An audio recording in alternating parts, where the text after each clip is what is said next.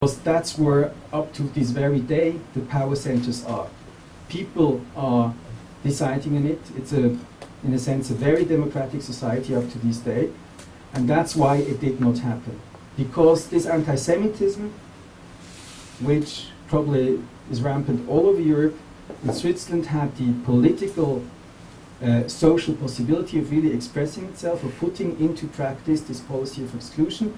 And only when Swiss interest, as in 1868, Swiss economic interest was threatened, Swiss political and economic interest, as the lesser evil, people were given rights. But it did not happen, as in France or everywhere else, because people were convinced of this is the way to go, this is the way of progress, this is the way of equality, of modernity.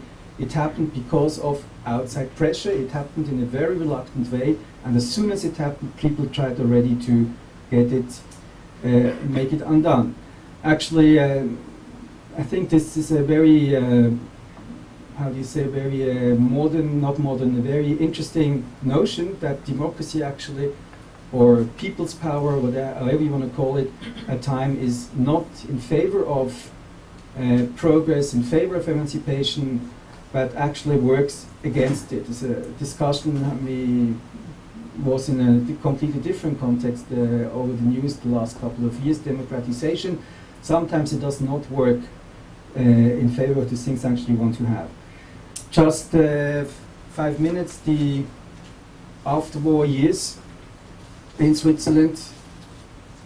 The shock of the war worked in favor of the Jews. There was public expression of anti-Semitism in the 1960s, 70s were not possible, as in other countries.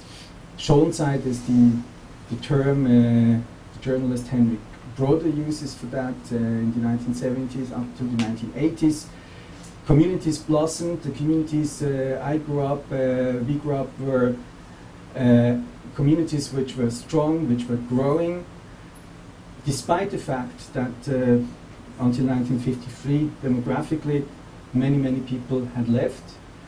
Some of the communities were very Zionist, and this actually led also to the fact that many young people, 1970s, 1980s, left. Communities today, this is actually, I would call, between 1960 and 1982, the good time of Swiss Jewry. Communities strong, growing, schools full, synagogues full, strong identity, very closely connected to Israel. Where things start to change, as in the rest of Europe, is of course 1982, the first Lebanon War, where the new left, which articulated itself since 1968, started to go against Israel. The rise of a new right as well, moving further away from the impression of the war years, which also had an impression on Switzerland. Rise of anti-Semitism from the left, from the right, and of course the Jewish community becoming weaker, the demographics now being felt of the missing Jews, I would call them, Jews who were not let in, sent back, had to move away. When you had to move away in 1953 and you arrived by 1938 in Switzerland, 1938, 1953, that's 15 years. 15 years in Israel or the United States, you've been an established citizen. So I doubt that many of those people who moved away in 1953 would have moved without the pressure of the Swiss government. By the way, the Jewish community organization was also involved in that pressure. That's a different story. The situation becoming by the 1980s, 1990s worse. Today it is a situation where all the smaller communities are threatened by collapse because the demographics, because there's no people. A community like Basel, which once was considered a big community, is shrinking, becoming small. Everything's concentrating on Zurich, which is considered big, but in terms of numbers, numbers go between 6,000 and 8,000. Nobody exactly knows the numbers. Is not that big either. My conclusion was that Switzerland, in that article, that Switzerland actually has had a policy of exclusion, an anti-Jewish policy of exclusion for a long time. In modern times, it is actually, you can see it in the archives, you can prove it, you can, it's there to, if you really look at it, it's there to see that the policy during the Second World War has to be understood in that context of that longer policy of exclusion, anti-Jewish exclusion, and that this policy is based on the policy of exclusion and the anti-Semitism developing in Switzerland ever since the Middle Ages. Switzerland, and that's also a difference to the rest of Europe, is a country with a great continuity where mentalities, elites, families, in certain places, bureaucracies exist over many, many decades, even centuries. That traditions, it's not like in France has had how many republics? 5 republics, 2 empires, 2 kingdoms in less than 200 years. Germany has had its ruptures. Switzerland does not have any ruptures. So mentalities being framed a long time ago are still very valid today. The many issues now I haven't talked about, maybe during the discussion we have occasion to talk about this. Just let me say something about what's happening at the moment in Switzerland. Demography, of course, is a problem and is discussed in the communities very, very strongly. It touches the very survival. In the community of Basel, the school at present has 11 children. So there is a question to continue that school or not to continue that school. If you don't continue that school, nobody will come there anymore. Young people will move away from it.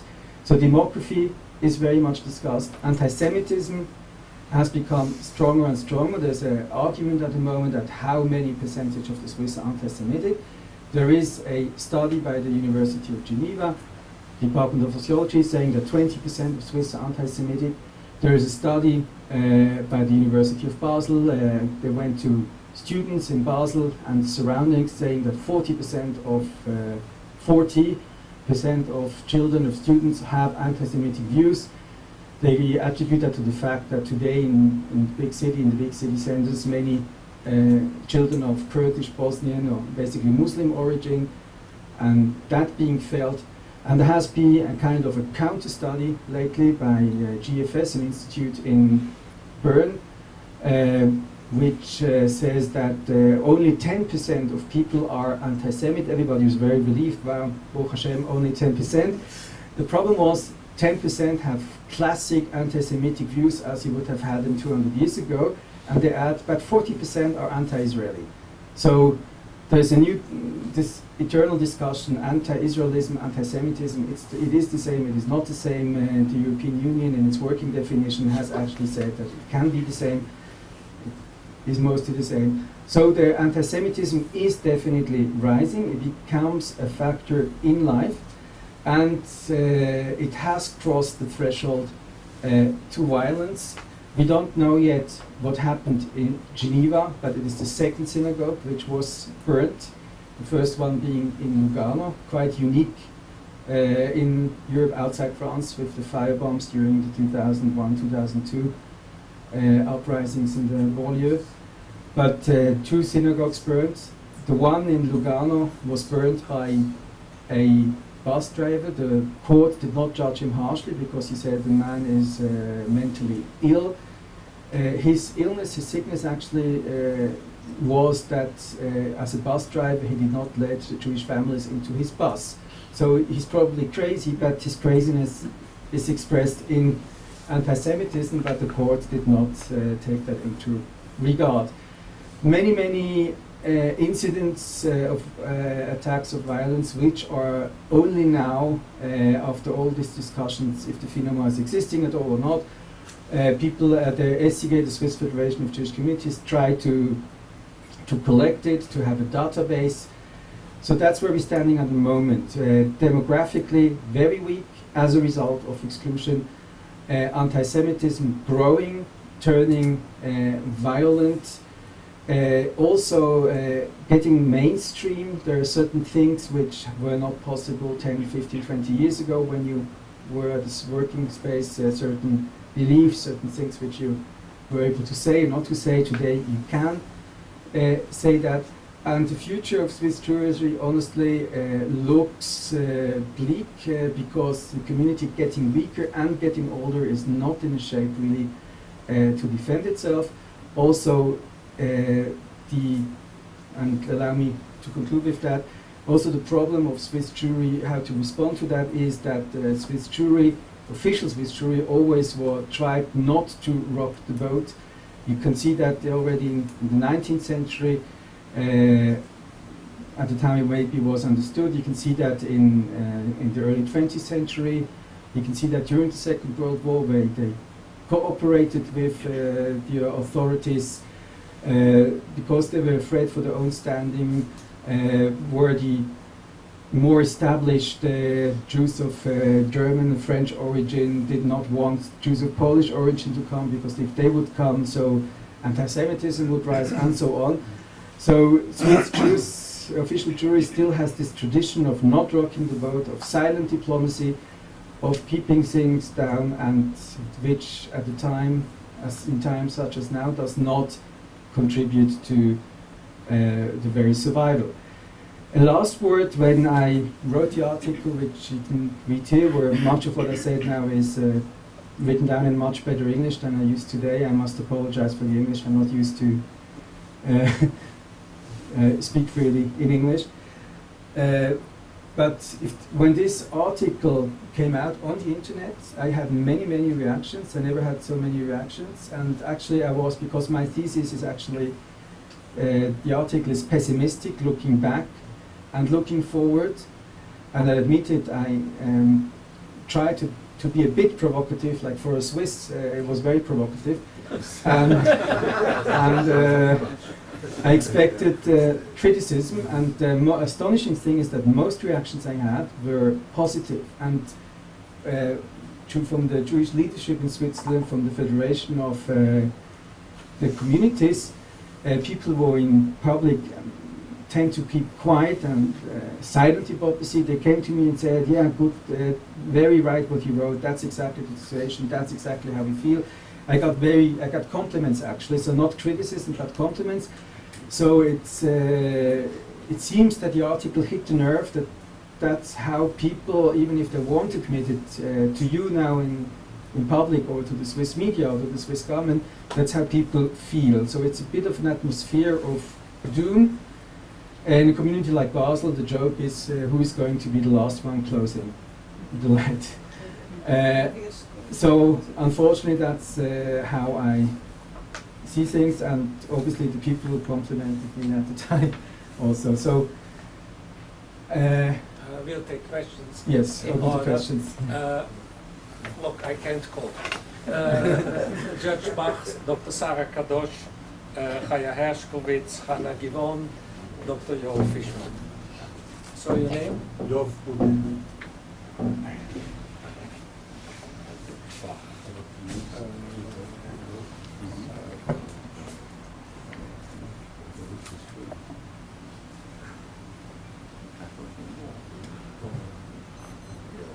Okay, we do it in rounds.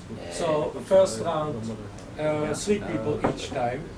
First round, Judge Bach, Dr. Sarah Kadosh, Chaya Hershkovitz.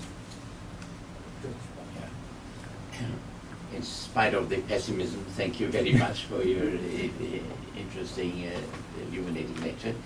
There are 2 things I wanted to ask you. As far as the rate of anti-Semitism is concerned, is there any difference between the various parts of Switzerland, the French part, the German-speaking part, and the Italian parts? Would you say that the rate is different in these places? And secondly, something which is especially important for us as potential tourists. I mean, I've visited Switzerland often. I've never come across that. But are there any signs of, let's say, obvious anti-Semitism, like hotels not wanting to accept Jews or Jewish tourists or Israeli tourists especially?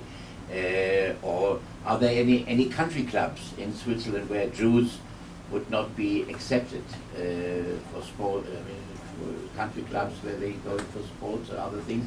Is there such a thing as either clear exclusion of Jews or indirect, that people feel that if they have a Jewish name, they will not be accepted? I mean, are there things like that in Switzerland? And especially, is there has been any development in that type, in the positive or negative direction, as far as Jewish and Israeli tourists are concerned? Sarah? Simon, thank you very much for a very interesting talk, and the English was fine. Thank you. You talked about the fact that people are not allowed into Switzerland, but what about the children of the people who live there who no longer remain in Switzerland?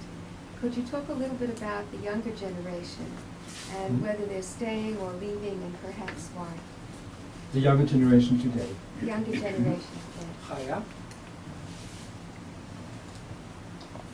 Actually, I just came back from a short visit in Switzerland. I was there as a tourist, and I must say that we did feel some latent anti-Semitism.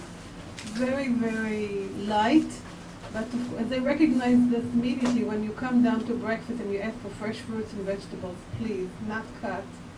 So they look at you and know exactly who you are. Two questions. One, of course, we couldn't follow the media. Can you tell us a little bit about the media in Switzerland, television? What is their attitude to Israel? Because of course that affects the Jews. And another question about the Swiss banks. Did the story of the Swiss banks and what was done, to open the deposits of Jews from World War II, how did that affect the attitude to Jews in Switzerland? Okay, that's end of the first round.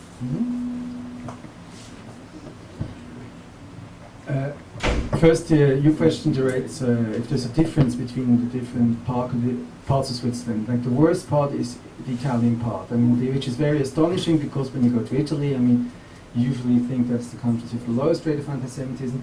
But Ticino is obviously an exception. I don't know, I can't explain to you why, but it is comes out worst. French part and German-speaking part comes out about equal, slightly less in the French part. It slightly also sees itself as being more cosmopolitan, and Geneva is a cosmopolitan city. It's slightly less. There is a discussion about how much the Muslim influence contributes to anti-Semitism. The Muslim population of Switzerland has risen from around 30,000 15 years ago to roughly 350,000, not counting illegal residents. But this is becoming a problem for the Swiss themselves. There's an anti-Islamic movement in Switzerland now. They had in 1893 against Shita. They now want to prohibit minarets of mosques. There is an initiative against minarets. This has already been a big thing on Al Jazeera. And the Swiss politics and industry is quite afraid of that, because the mood is that it will come through. If the High Court allows it, doesn't ban this initiative. The Muslims are mainly in which area? The Muslims are, there is in the French part of Switzerland, it's mostly Arabs, North Africans. In the German part, it's Bosnians, Albanians. The largest Albanian community outside Albania, outside Kosovo, is in Switzerland. There are Kurds and Turks in northwestern Switzerland, and also their attitudes to Jews and Israel are not the same, one has to say. I mean, Kurds are not as anti-Jewish as, let's say, Moroccan fundamentalists, which concentrate around Geneva. So there is a difference between, but still the average, the difference is not that much. Your question about clubs, places which do not allow Jews in. It used to be the case, like guilds in Zurich or guilds in Basel did not allow Jews in. This has largely changed, but there was even a soccer club in Zurich, Grasshoppers, which did not allow Jews in. This has changed.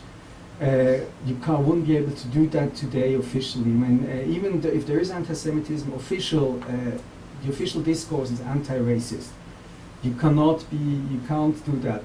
Having said that, there's still quite a few tennis clubs or yachting clubs which Jews are not liked to be seen. There was a scandal when, I can't recall his name, there was an American former public official and very wealthy industrialist of German Jewish origin, decided in his old days to settle in Zurich and become a member. He was, during the Second World War, a captain in the American Navy, so he was sailing, yachting. He wanted to become a member of the Zurich Yacht Club, and it was denied to him. And he left Switzerland because of that. But that caused an uproar, it caused a scandal. But it is a social reality that things like that still do happen, but not very often. It's more like being an issue of being part of the crowd and not being part of the crowd. You have local elites which intermarry for decades, families. Switzerland is a bit of an oligarchy, so to enter this oligarchy, these closed circles, is quite difficult. Like say in Basel, you're having families of Huguenot origin which still control most of the wealth and the biochemical industry and so on. And to move around in this circle, nobody will tell you you can't move around here because you're Jewish, but it is not that easy if you want, if you aspire to it, to get into those circles. Hotels. The hotels, yes. Officially, of course, that is, it's a bit like in the United States when you had the WASPy kind of exclusion of hotels not open to Jews. Of course, hotels, that's not supposed to happen, but every year there is some scandal, mainly in eastern Switzerland, where it does happen, where Jews are not treated nicely. Also during the summer times in like places like St. Moritz and around there are tens of thousands of Haredim from Israel and from the United States, rabbis, Hasidic rabbis coming with their court. And there's every year there is some news story about people being thrown out of a hotel or not being treated nicely in the train stations. They try, because it usually is a public relations disaster, they try to smooth it up, but it is usually, it happens. But the thing is, it's not legitimate. I mean, if it happens, the press usually goes against that, and Jewish organizations, the Israeli embassy, people intervene, and usually successfully. But it does happen. It can happen to you as a tourist, but not often, but it can happen. And that's as far as I also, from my time as editor of the Jüdische Rundschau, we virtually had every summer a story like that. For some place in St. Moritz, in Davos, one of the tourist resorts happens. But on the other hand, you also have hotels and people who specially only cater to Jewish needs, produce supermarkets which sell like 2,000–3,000 chalot every Friday in Davos. You can see the numbers of people coming there during summer. So you also have this aspect. So you have both aspects, I'd say. The young people in Switzerland, there are not that many, actually. I recently was given the numbers of the youth movements, and it's half the youth movement, half the number when I was an activist. So the number of young people is actually shrinking, and I say differ them into two. People who receive a Jewish education, who are more or less traditional or religious, they stay Jewish, and they do not intermarry. They are more likely also to emigrate to Israel. There's a very large aliyah from Switzerland, always has been. The newest numbers given to me by the Israeli embassy were around 10 to 11,000 Swiss Jews or Jews with Swiss passports living in Israel, 18,000 in Switzerland. Of course, this is already second and third generation, but it's a very large aliyah. And the youth today is separated in, I would say, in the more traditional, those who are involved to get a Jewish education, and those who more and more outside of it. We have an additional problem that in communities, maybe due to shrinking numbers, the educational system is failing in quite a few communities. I'm involved in a program which tries to correct that, give them some kind of hadracha of Jewish education. But it is a problem, and those people are less and less involved. They kind of assimilating away. The rate of intermarriage is quite high. There's a problem these days in Jewish communities in allowing children from non-Jewish mothers into kindergartens, into schools. It's a growing problem because how to deal with people who want to come but not really halachically Jewish. Lately, I'd say that's my personal impression, and in the last few years, people who were set like on the course for assimilation tend to come back more to the communities because what they encounter out there isn't that nice always. This rising anti-Semitism, anti-Israelism, anti-Americanism, I think it's all a bit all sides of the same coin, pushes them back. There was an interesting discussion. I was attending the GPPPI conference last week, and the Americans talked about being Jews by choice, like you have to choose to be Jewish. And the Europeans, English at the time, this discussion was basically the English, stood up and said that's not the case in Europe. And it was people, somebody like Lord Young, who served in Margaret Thatcher's cabinet, not somebody living in Golders Green or in N16 in the ghetto, but being out there in general society, said that's not the European situation. In Europe, this at the moment, you're thrown back on yourself. Basically, it's not a matter of choice. People tell you who you are. And I think that's the situation in Switzerland as well. What kids, we've been working with many kids in those last couple of years, is that in schools, in universities, they encounter massive anti-Israeli feelings. They all the time have to defend themselves, because it's not like criticism of Israel theoretically, it's you did this, you did that, you are a murderer or whatever. So they are in a constant posturing of having to defend themselves, of having to go against teachers, young teachers, 20, 25, 27 years old, who basically teach, I must say, propaganda. So they say, but this is not the case, this did not happen, things are different. So a 14-year-old kid has to go against his teacher. And we had several occasions, this is a program called Likrat I'm involved in, and also other projects, where we had to go to the schools in order to protect or defend the children. And that's the experience of the present generation of 13, 14, 16-year-olds having to defend themselves constantly. And that's not the experience I had when I went to school, the same school as Marcus Kohn in the back, and he can also say that in our time it was not like that at all. And today you have to defend, you have to assert yourself all the time around the clock. And some people choose not to do that, profil namuch, just get through the day without having to defend yourself constantly. But that's the experience at the moment. And it also is, as I said, separating into the more traditional, people are more connected and people are less connected. Very sharp difference which wasn't around 20, 30 years ago in this distinction. And fewer and fewer and fewer and fewer kids and young people. Your observation from the hotel, I'd say that's fairly typical. You felt something, but it wasn't expressed into your face. I think that's the way, that's the traditional Swiss way of being anti-Semitic. It's not that people would come over to you and tell you something straight into your face. And that's also what these guys in the 1900s who went for this policy of exclusion tried to prevent. I mean, they were quite happy that the situation is there, but they didn't want to have people being beaten up, radau antisemitism, they didn't want. But some kind of uneasiness.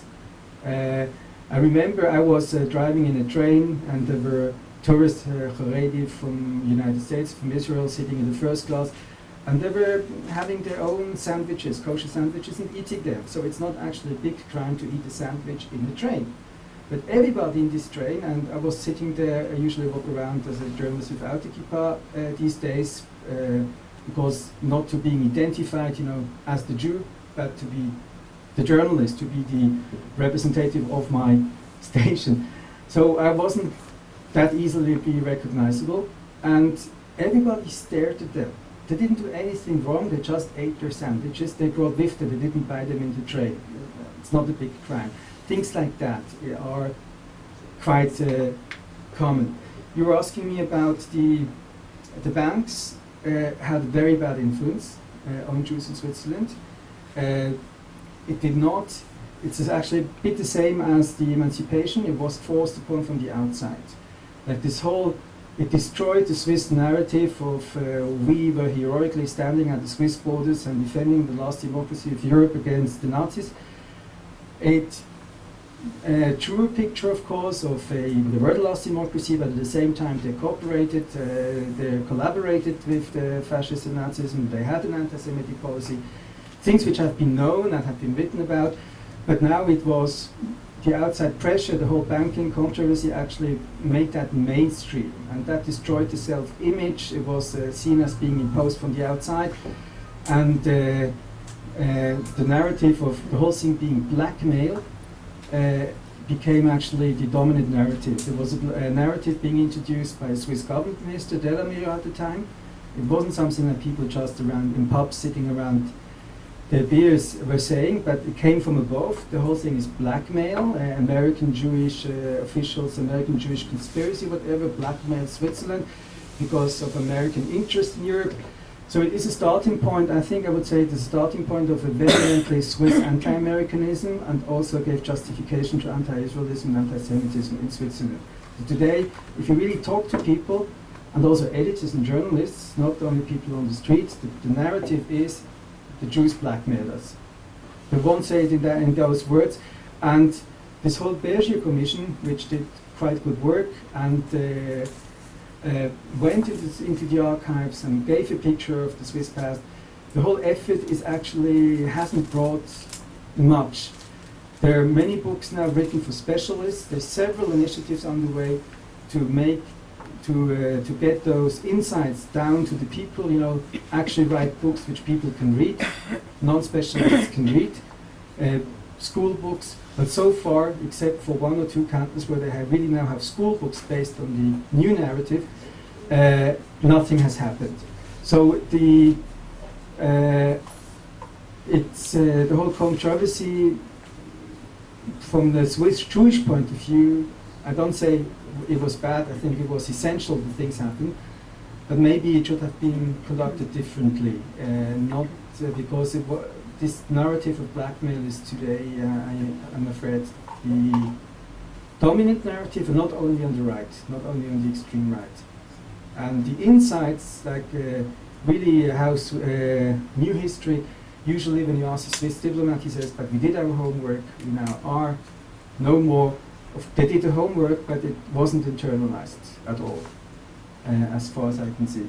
And media, very anti-Israeli, mainstream, very, it's a bit schizophrenic. Anything Jewish is interesting for them. Weekend editions are full of Jewish issues, Jewish themes, Jewish literature, on one hand. On the other hand, politically speaking, if it's not culture, very, very anti. With one or two exceptions, like the paper Die Weltwoche, whose editor-in-chief told me that he's actually consciously doing a pro-Israel, pro-American, pro-Jewish line, because everybody else has the other line, and he wants to go against the stream so he, to have more profile and to sell more. So, because, but that's actually legitimate, but it tells you what. It's starting to, I think there are many, as you know, honestly concerned, the work of GCPA, there are many institutions these days who are doing media work, and this has some